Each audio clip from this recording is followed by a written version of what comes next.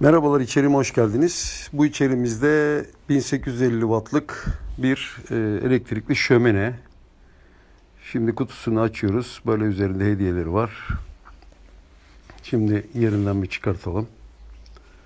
Sonra detaylarına bir bakmaya çalışalım. İnternet üzerinden aldık, yine Trendyol üzerinden.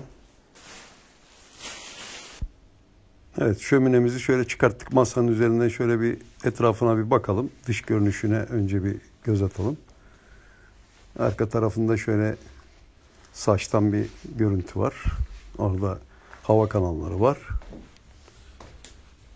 Fanlı, görselliği olan şöyle ufak 15 metrekareyi rahat ısıtabilecek bir şömine. Şimdi bu alt kapağını açtığınız zaman, evet, burada sol taraftaki düğme bu power düğmesi. Enerjisini verdiniz. Görselliği başladı. Yanında 2 tane fan hızını artırabilecek 1 ve 2 var. Bu görsellik ışığını azaltıp çoğaltma. Diğer sol taraftaki de, evet, buradan artırdınız.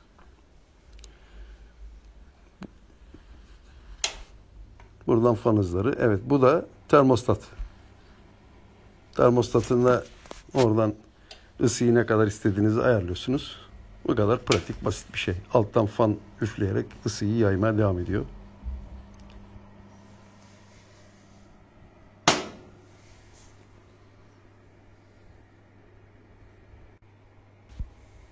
Şöyle ışığı da söndürdük. Karanlıktaki manzarasını da bir görün, görselliğini. Fena değil. Ufak ofislerinizde ya da yazdığınızda küçük odalarınızı ısıtmaya yardımcı oluyor. Umarım faydalı bir içerik olmuştur. Kısa tutmaya çalıştım. Beğeni, like atmayı unutmayın. Kanalıma abone olmayan takipçiler abone olsun. Görüşmek üzere. Hoşça kalın.